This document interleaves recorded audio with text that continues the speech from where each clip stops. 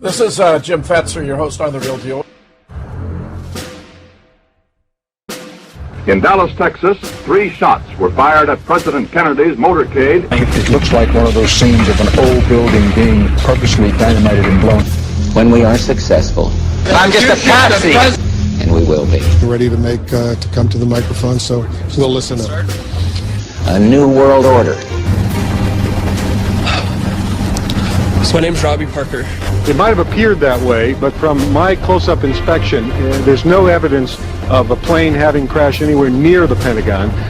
Let us never tolerate outrageous conspiracy theories concerning the attacks of September the 11th. President Kennedy died at 1 p.m. Live from the Media Broadcasting Center.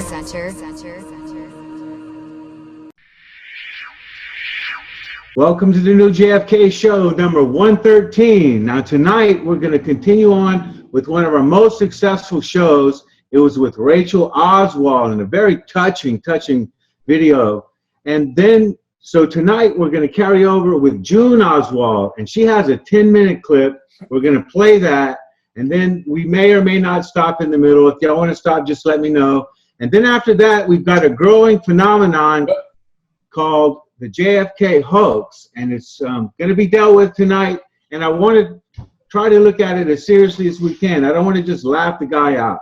He's bringing a lot of stuff. And one more thing, the term crisis actor and staged event are all relatively new things to us. Now, I would agree that it probably does go further back, but there are people that are taking this new phenomenon called stage events, exactly like Sandy Hook, exactly like the Boston Marathon, and they're saying JFK is the same thing. And I believe a lot of people are falling for it. So I want to, I have followed the guy's channel. I know he's not a shill. He's got like 50 views. He's got 400 subscribers or something like that. And I actually reached out to him.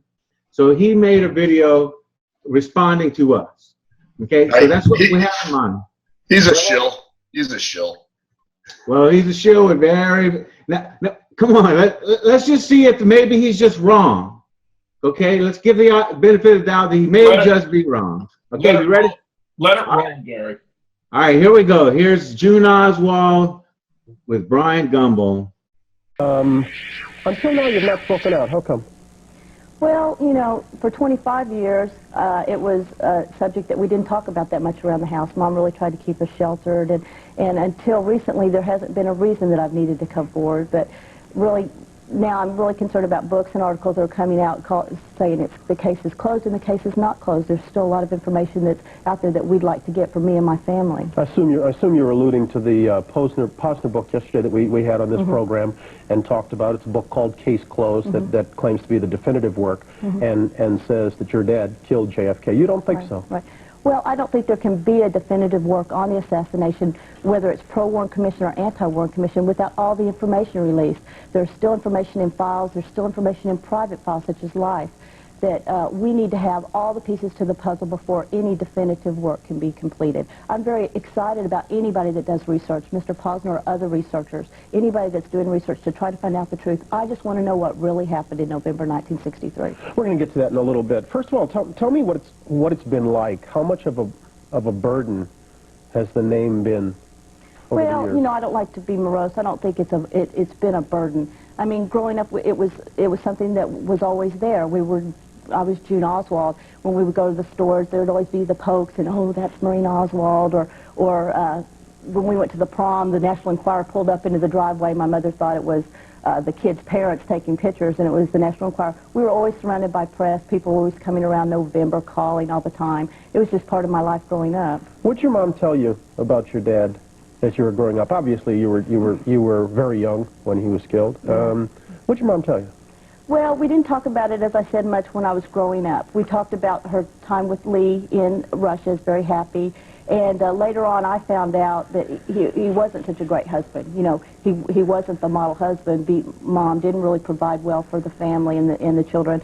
But it was a hushed subject until just very recently around the house. Yeah. So why now?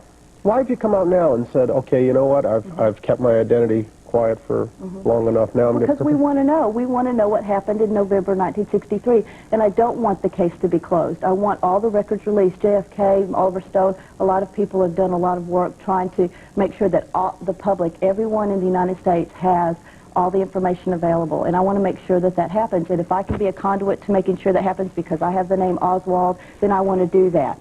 I don't, you know, if all the facts are laid out and they say Lee Harvey Oswald was the lone assassin and he did it, I will accept that. If they come out and say he was a patsy, as he stated on television following his arrest, then I'll accept that. I'll accept whatever the truth is. We want the truth. Nobody really knows exactly what happened, yet we all believe something. Right. Who do you think killed the president? Well, I think it's inappropriate for me to comment because I have a personal interest in the case. If I said Lee had nothing to do with it, it would be pushed off as, well, that's the daughter of Lee. That's what you said. If I said, oh, he did it, then it'd be blasted all over the papers. June Oswald says Lee did it. So I really don't want to get into that debate. I'm not a technical expert. I've done my own reading and have my own opinions, but I'm not somebody out there looking at the facts every day like a lot of people are doing. And I respect what they're trying to do. As you know, I suspect you know, when your mother initially spoke to the Warren Commission in 1963 about your father, she said in part, I think he wanted to get into the newspaper so that he would be known. It didn't matter to him who he killed. How do you view that statement? Well, Mom, since all that time, now you have to remember she was 22 years old, had 2 young daughters, did not speak the language, was being bombarded daily and hourly and by the minute with CIA, FBI constantly surrounding her reporters. She said a lot of things that she says were misquoted, were misstated, and now has said, no, that's not how she felt. You know, when she said, the information before me tells me that my husband did it, that's all that she'd been told. She came from a society where she believed that the government, and we all believed in 1963 that the government never lied to us. At that time, of course, I was a baby, but we were a naive nation. Well, since then, we've had Watergate, we've had other things in our history that have showed us, gosh, the government doesn't always tell us the truth. So we want to know what the truth is. Your mom clearly seems to have changed her mind. You no doubt saw her appearance on NBC last week when she essentially professed your father's innocence. Right. Let me roll that clip for a second. Well, he definitely did not fire the shots according to all the evidence that I have right now. But even if you don't have the evidence, at the beginning, like in 1963, you cannot come to the conclusion that he is a guilty party. Is your mother privy to any evidence that you're aware of that makes her so certain that Lee Harvey Oswald didn't fire a shot? Yeah, well, I don't think it's any secret evidence. I think it's all out there. I think it's all in different books, and I think it's at the JFK Assassination Center and archives. I think there is enough circumstantial and specific information and new technology that we can do that does cast serious doubts upon the findings of the Warren Commission report at a minimum. Yeah, I'm not going to get into all the various theories with you. I mean, and I don't think I could debate them. No, and nor should you be expected to. But in fairness, I've got to tell you that case closed, Posner basically did all of that and had computer analysis done of where the shots came from, et cetera, and came up to the conclusion that Lee Harvey Oswald did it. But let's proceed. Well, now, I have looked at sections and talked with Posner, and I think that there are some questions about some things he So said. to your mind, it's still not the definitive? No, it's absolutely not. Back in April, you sent a letter to President Clinton. Yes, I did. Basically asking for his help in getting to the bottom of all of this. What exactly do you want him to do? All I want him to do is complete the work that President Bush started at the end of his term and appoint the committee as stated in the law that is necessary to review the records that have not been released. The records that public agencies still feel have confidential or national security issues have not been released. Now, my question is, what kind of national security issues do we have 30 years later? The Cold War is over. I want that committee of independent citizens appointed so that they can review the records and everything can be released. Look, I want the questions answered. I just want it to be, for me and my family and my children, I want the questions answered now. I don't want to go on like this for 30 more years. What kind of a response have you yet gotten from the White House? I've gotten no response from the White House related to appointing the committee. You also, I understand, want them to release some personal effects that were seized 30 years ago.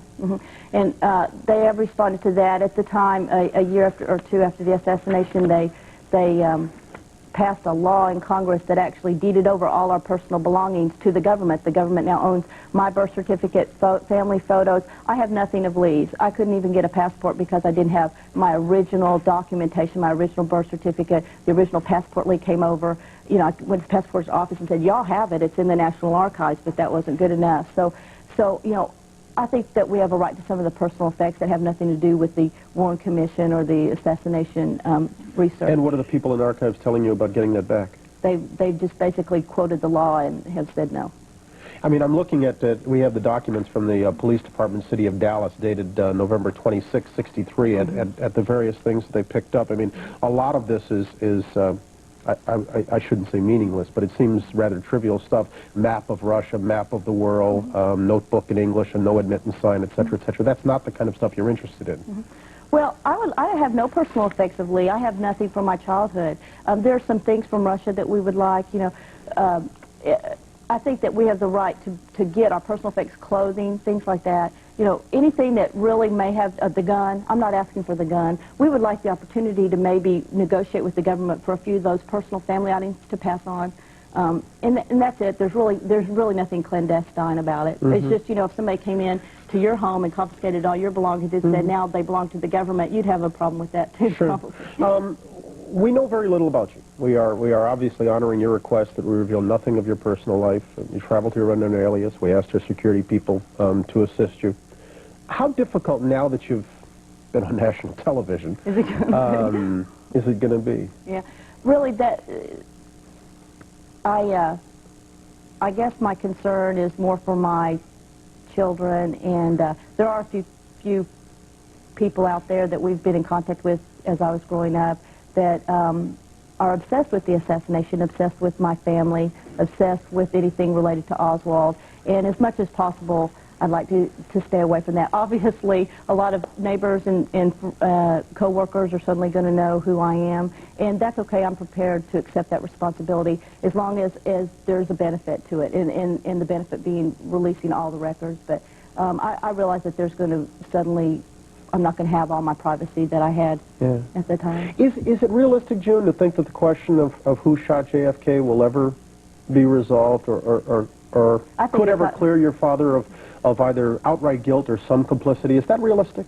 I think it's idealistic. I don't know that all the information is even available for us to close the case. I would like to get rid of some of the theories, and in my mind, if it'll only satisfy my mother, my sister, and I, if we can get closure in our mind about it, I still don't have it. I still don't have the answer, even just for me personally in my mind, about Lee's involvement, if there was any, or not. So, you know, it's a personal thing with me, and it's an American thing with the public. The public, the polls, 80% of the public still doesn't believe that Lee Harvey Oswald was a lone assassin. The public wants to know the answer to this question as well as me.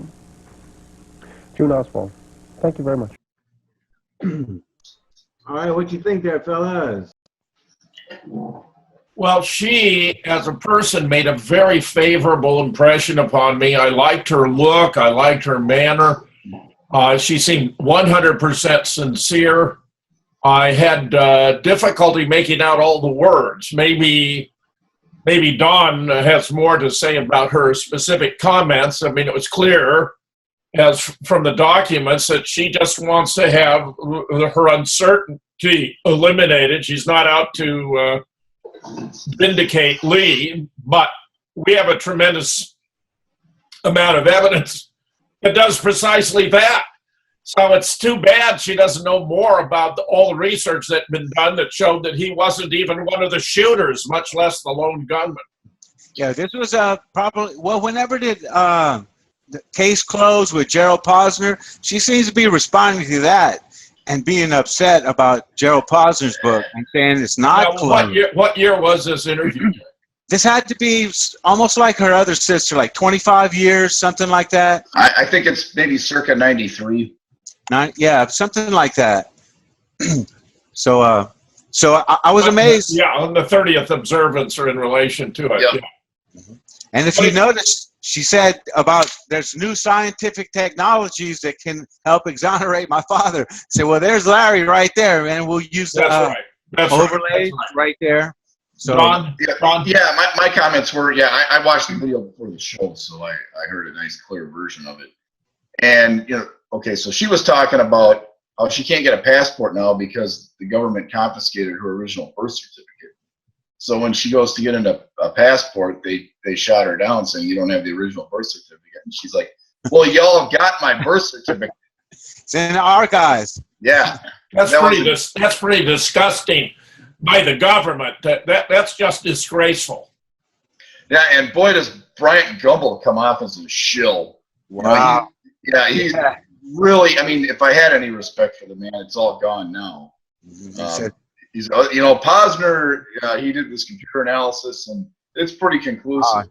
Yeah, he completely backed up Posner on that one. Yeah, just about all the media did. I think Gerald Posner's book was written mainly for the media, because the media was getting hammered with, conspiracy theorists like Jim and the crew throughout the years, and they had to have some sort of answer for it. So I don't think the public ever bought much into Gerald Posner, but I think he was there as a fig leaf for the media, and that was his role, and I think he served a pretty good purpose. Yeah, Brian Gumbel was right there on his coattails. That was pretty bad.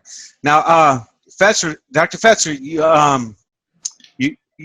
you called for maybe possibly having Rachel Oswald come to the conference. Well, I was thinking it might not be the best place to go because, see, Judy's conference is actually the mistress, of the family and all that. So I don't think that would be the place. So, but I do think we should maybe have an OIC conference sometime, and they really should be the stars of the show. That's a good idea. Have it all focused around Oswald in the doorway. I think that's great. Yeah, Oswald Innocence. So, all right, and we could do it as a virtual conference. I mean, now that we're getting the hang of these things, I'm doing one on this Saturday on academic freedom, and then we'll be doing one on the 10th of September on 9/11, and then of course we'll be in Dallas for JFK. Yeah. If you remember, she was actually appealing to Bill Clinton to get some of these documents. Yeah. So that pretty much dates where all this was going on. And she was talking about people that were completely obsessed with looking into her father being guilty or not. Well, she hadn't met Ralston Kay yet until he came around. So, well, I mean, assassination science hadn't been published yet. I mean, 93, that's when David and Bob Livingston first presented their findings about the alteration of the x-rays and the brain shown in the diagrams and photographs in the National Archives not being the brain of JFK. Yeah, this was very early on in terms of the scientific revolution that transformed the case. So Rachel had an interview, and then her sister had an interview, and that was pretty much it. They didn't come back out. It wasn't their outing, and then they came around anymore. But they did say they were appreciative to researchers. And also, I thought it was interesting when she was talking about how her mother said she was misstated. And she had CIA and FBI people all around her telling her what to say. All right, you ready to go on? Go ahead. Here we go. So this is going out to Gary King. And this is kind of going out to anybody in general. Everybody remembers the Boston bombing, I'm sure, and how fraudulent it was. I mean, Jeff Bauman out here with the so-called real leg, and he's holding arteries, and we all remember Arredondo and how he laid out in the street. This guy would have bled out if it was a real injury. They're not even using protocol. I mean, there's just anybody can look up the Boston bombing and understand how it was produced, the fake characters they put in here, the so-called storylines. He was a boxer. I mean, they really just embellish actors. And that's what these people were, just playing a role in their little stage deal. I mean, these people aren't dead. They disappear. This guy never went to court. You got a bunch of kangaroo court drawings and shit. I mean, the whole thing's just one rigged fucking event. Smoke bomb, Hollywood pyrotechnics, people playing roles, laying down, faking blood, faking injuries. This guy showing up at a sporting event carrying a flag. And you go through here and you understand it for what it is. It's one theatrical event. I mean, no trailing blood. They wouldn't have pushed him in a wheelchair like this. It's just, his femur's like 4 feet long in here. You understand? He's already an amputee. They used him they used him in the role. Old Jeff Bauman, had his leg blown off with a IED. In reality, the whole thing's just a rigged Hollywood event. Bunch of characters playing their roles, right? Anybody that's new to my channel, just do your research and look into this, but this should just be common knowledge. So you got this wild shit go down at Boston bombing. Actors included, everybody playing a role, faking death, having fake funerals, the little memorial. It's just, when you understand how really sick it is. But it really just plays on people's gullibility. It's just, people are gullible and they see TV and why would everybody do this? And this is no different than everybody playing a movie role. This is kind of the illusion, people are with this concept of that you live in a movie world. Well, you do. If you watch television, your events are made up and concocted and fucking paying actors and creating little story characters. So when you understand this stuff's been going on for years, I mean, these characters here are no different than your Oswald character. These characters here are no different than any other, Muhammad Atta, any that they've created. Adam Lanza kind of looks like Adam Lanza if you just kind of contort some of the shit, right? It's got to change the face a little bit. So when I start realizing this, everybody involved and understanding that 9/11 was a total bullshit scam, this snippet here in September Clues, and I could care less what anybody thinks about Simon Shack. I mean, there's a lot of people out here try to discredit him, whatever. I mean, the thing is I remember this footage when it happened. I was watching it with 5 guys, and when we're watching this, not one of us thought about, hey, this could be just a rigged event, because we're not educated on that. Nobody's educated on it. But then you start understanding, just like the Boston bombing, that there's a lot of people in here obviously knowing what they're doing. This guy knows, everybody here knows, that this is going to show up on TV, and everybody that's not privy to this scam is going to believe it as a terrorist event. And the thing is, they put it out here and really don't care. It's kind of funny. It's like, well, they give you the information. You can look at it scientifically and understand it's total bullshit. So once again, they did this with 9/11, and this is why nobody died at 9/11.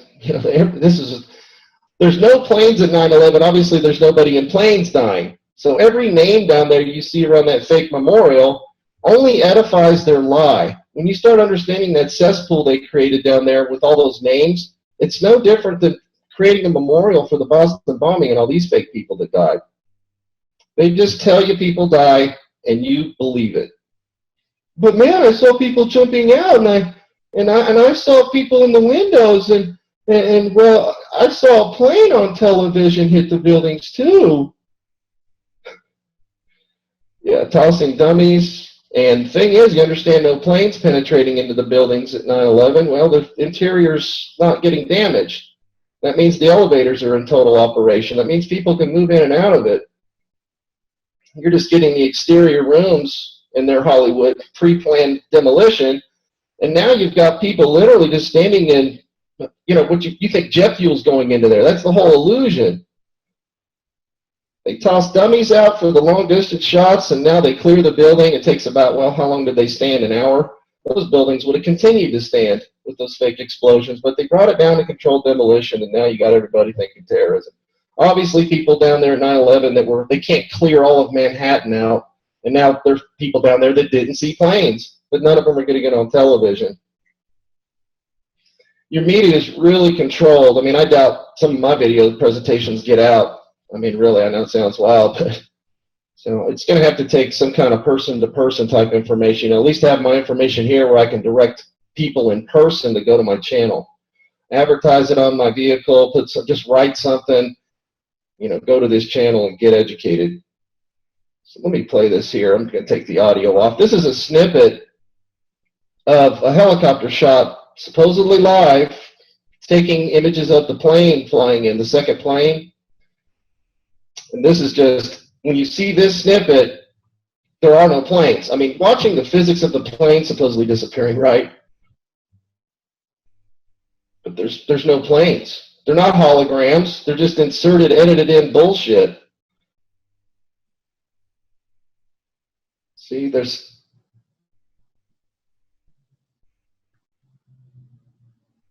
And that's kind of a funky plane they have here, but literally that's what they're showing is the edited SketchUp of it. You would have seen a huge plane. There it is.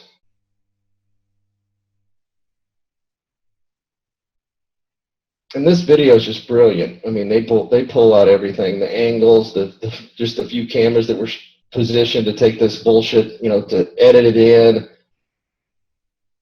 So you have that panned out shot, and the plane just appears out of nowhere. So that's a CGI plane. They fucked up. And the thing is, I remember this blackout when it came on the television. I remember that. You know, and really we were all kind of looking at it thinking maybe oh wow, the radio, the TV's gone out now, but it came back on. So, but I remember the blackout and the supposed live shot. I remember it. And there's going to be people out here that's going to die off, right, that can't tell you that accurate information. I mean, look at that.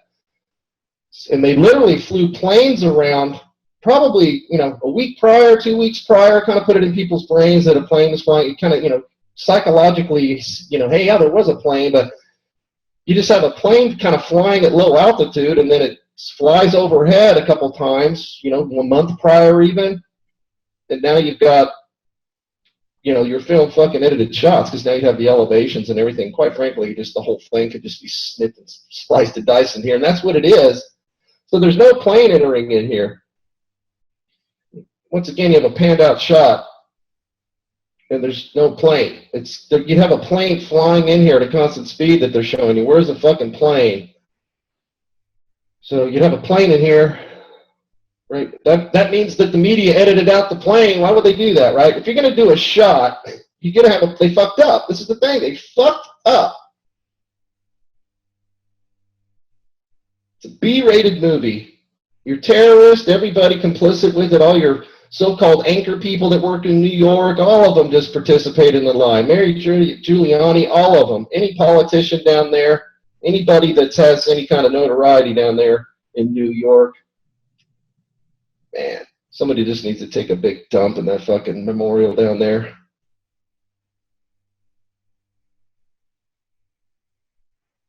And he reveals how the tickers got thicker here, you know, so they could hide that bullshit. They made it thick. Just unbelievable deception. Unbelievable. When you know no planes, when it's obviously in your face, no planes, that means your memorial, there's no plane people getting killed. So, yeah, just awesome shit. It really is. I mean, these videos are just incredible.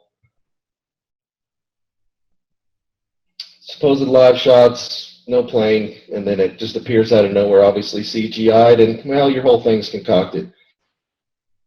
So, Boston bombing, all the characters, no different. No different.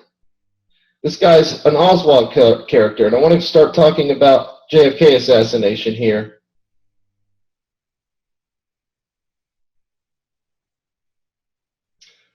Well, let's watch JFK's supposed assassination here.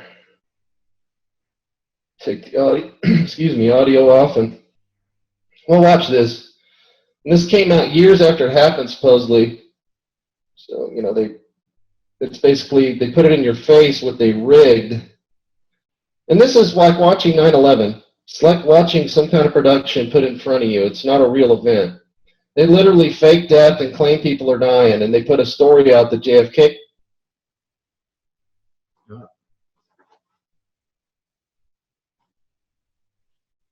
Oh, starting to buffer right there. Hold on 1 second.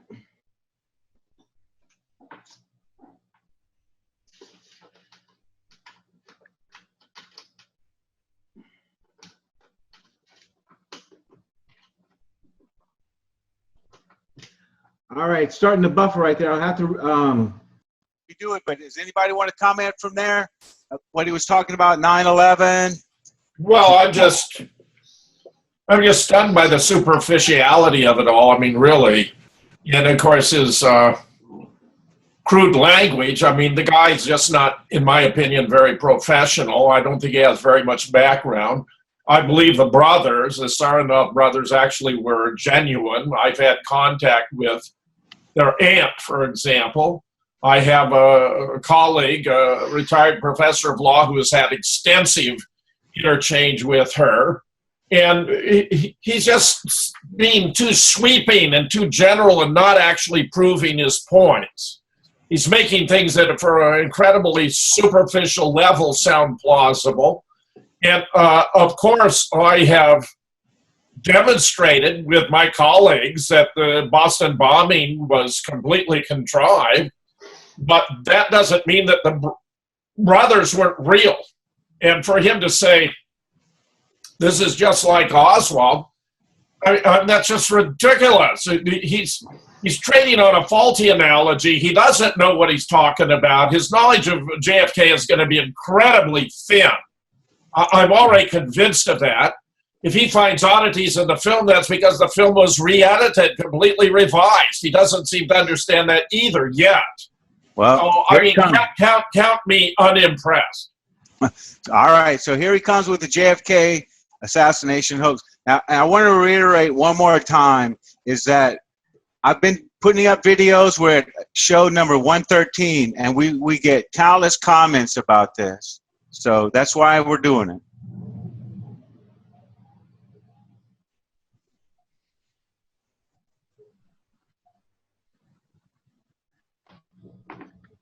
Take the audio, audio off, and we'll watch this. And this came out years after it happened, supposedly. So, you know, it's basically, they put it in your face what they rigged. And this is like watching 9/11. It's like watching some kind of production put in front of you. It's not a real event. They literally fake death and claim people are dying, and they put a story out that JFK got killed, when in all reality, this guy disappears no different than any other somebody that's not on television, right? They just disappear. But they put on the fake funerals. They put on the same kind of thing. They fake it, stage it, put it on, give you the Oswald characters, give you the grassy knoll guys. It's the same shit. Back then it was the Russians. Well, these were supposedly Russians, right? Setting up crock-pot bombs down in here. And you get on channels that'll dive down grassy knolls and, you know, Oswald was a patsy and all this shit. When you understand they're just actors. They're not even a patsy. They're just they just throw it out here. They're not pinning it on this guy. This is the joke. This is the sophistication people don't have.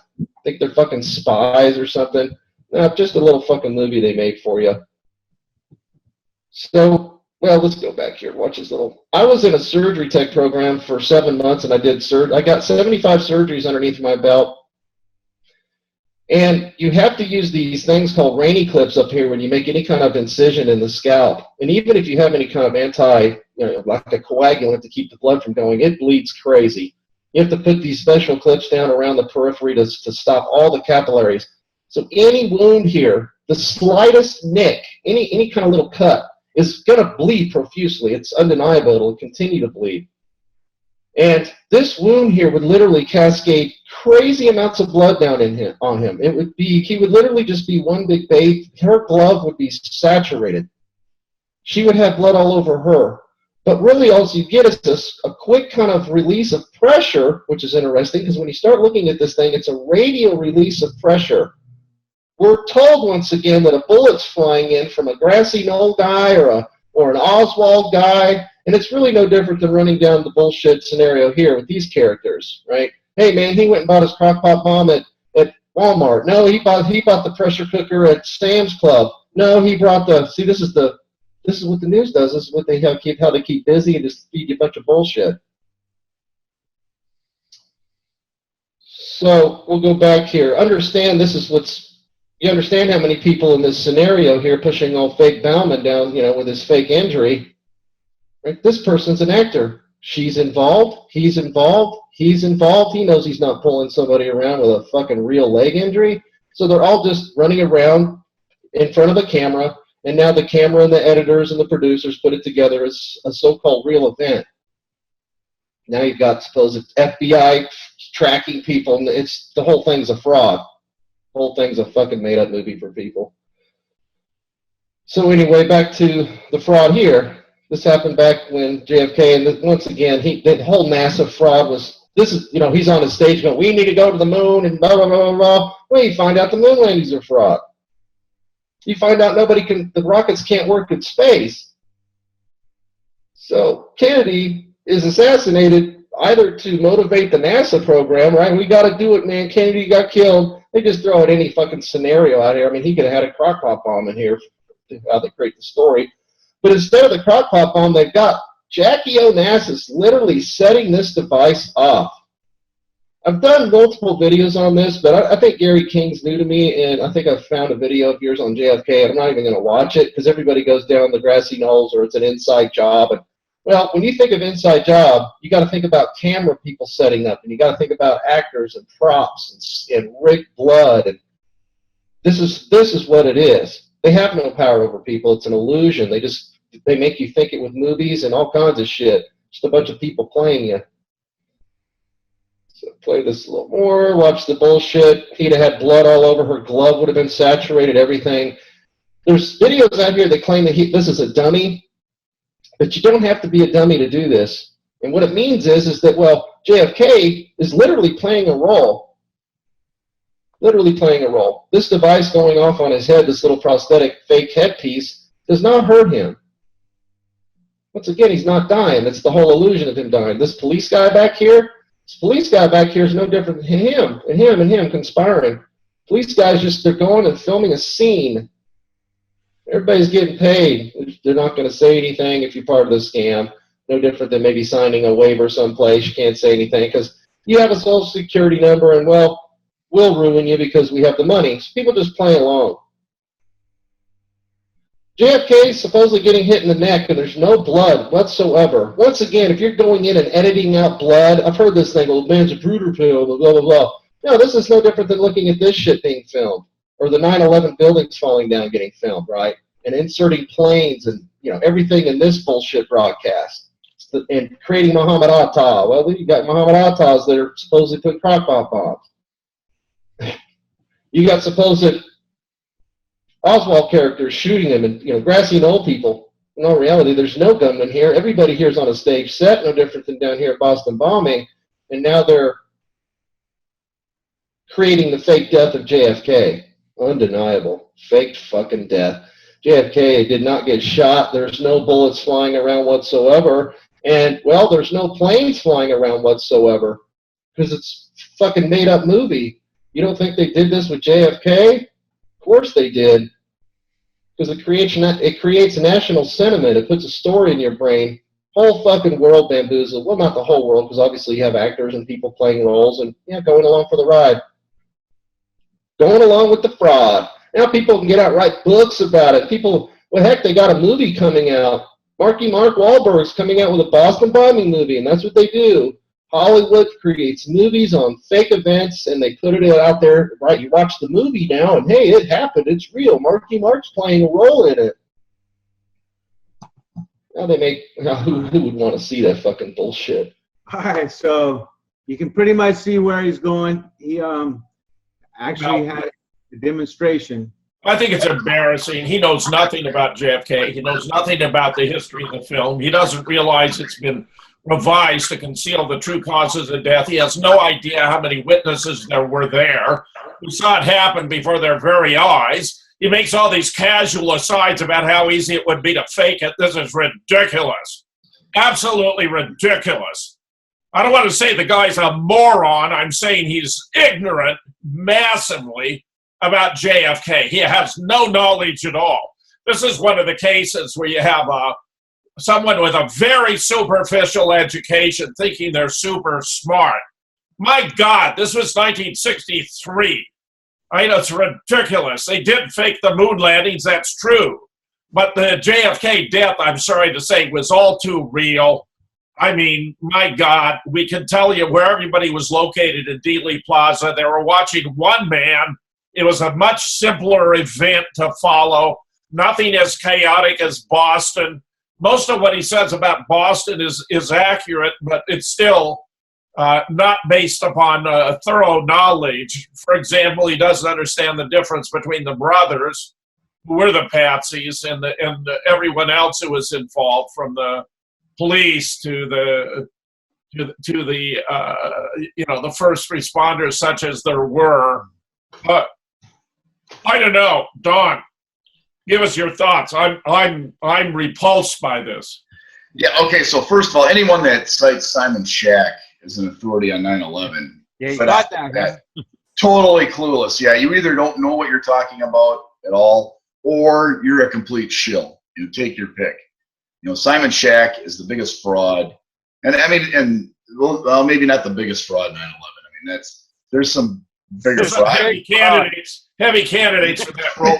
There's a lot of competition. You know, I would probably put Steve Jones in front of that race, but Formidable candidates there. yes, yeah, you've got a lot of bench strength in the 9/11 fraud category. So there you go. Nobody died at 9/11. You know, I don't know how sick and tired I am of hearing that. I mean, there's there's a whole map they published in the New York Post about all the body parts they found all over Lower Manhattan.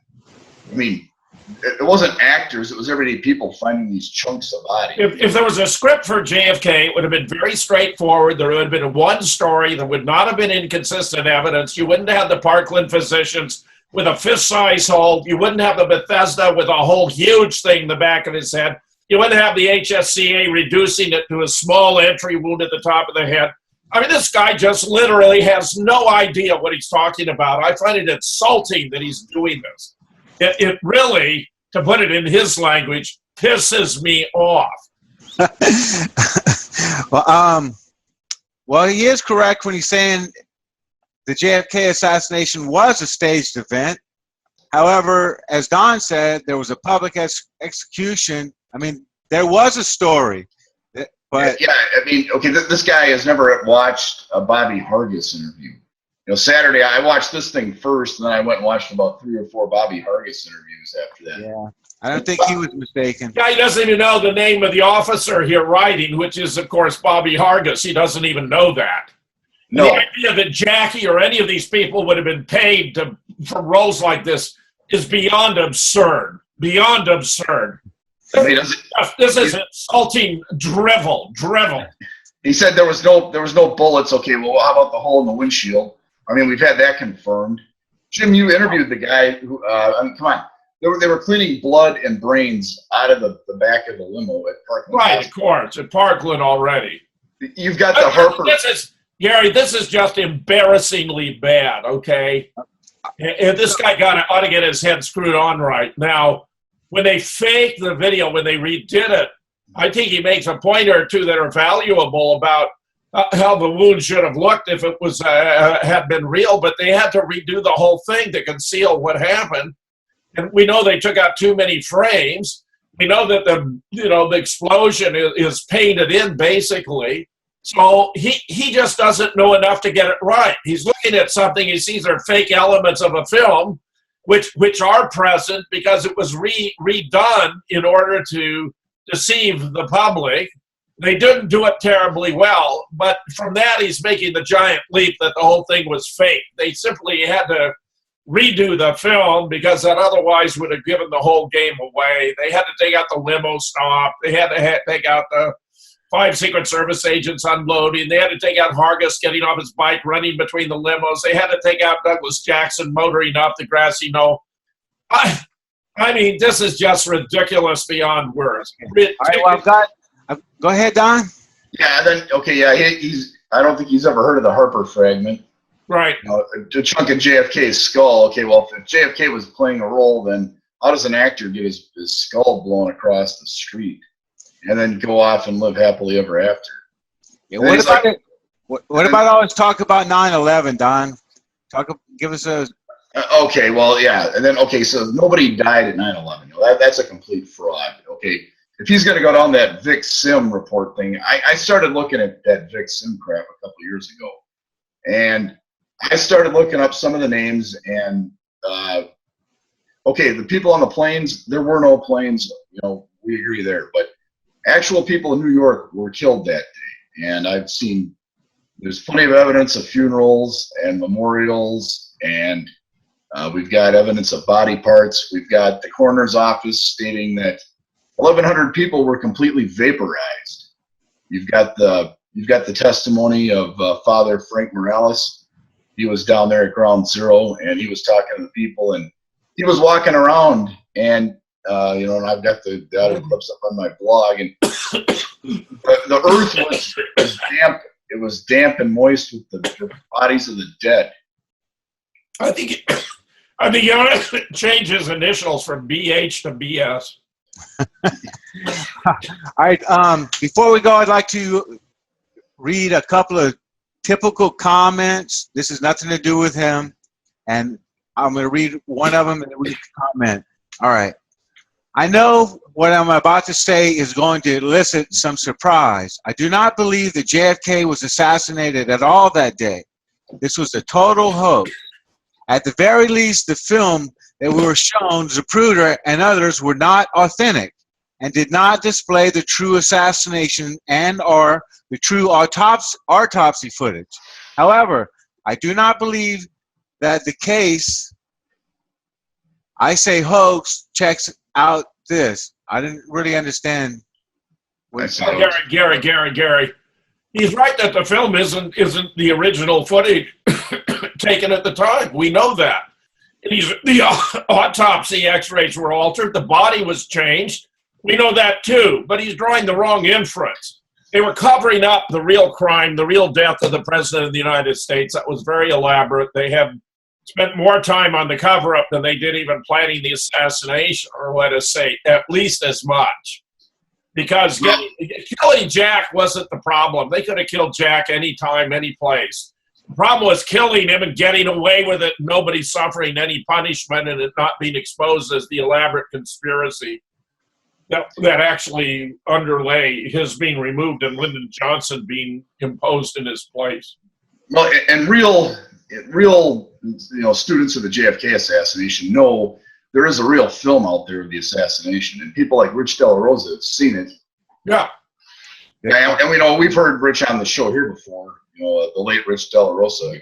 Rich Della Rosa, William Raymond, Gregory Burnham, others. I mean, I had Rich Della Rosa write up a report. He actually saw it on 3 different occasions in the Great Zapruder film hoax. I'll bet this guy has not read anything about JFK. He's just put it together by doing some dabbling on the internet. I mean, his knowledge is as superficial as it could possibly be when it comes to JFK.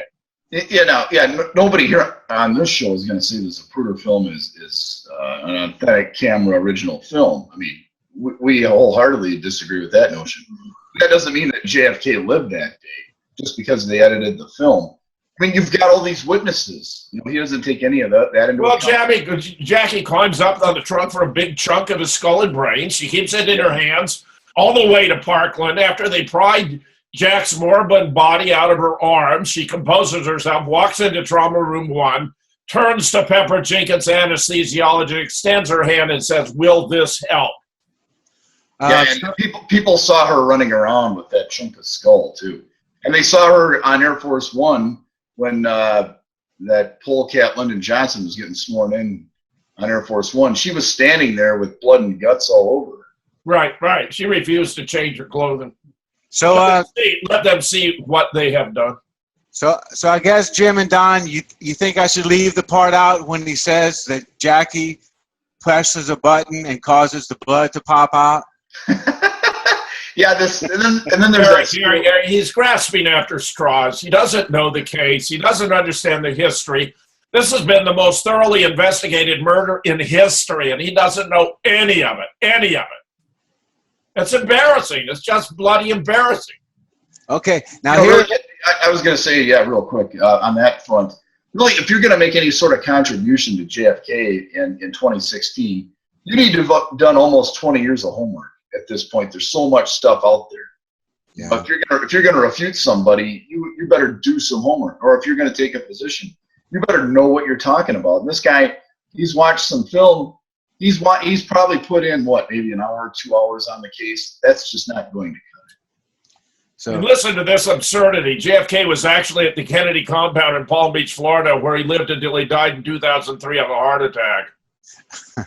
This is just loopy. No. He was down in Argentina. This is loopy. Okay, but the top comment is someone. I promised that I would bring this up. Don, you want to read that for me? Can you read it? The one at the top. Okay. Just remembered something else. Sorry, the meds I'm on for a heart attack leave me forgetful. I'd like to know, and I'm sorry to bother you with this, but I don't know where to find this info for myself. I was amazed to find out that Mr. Zapruder had his factory in the Doll Tex building.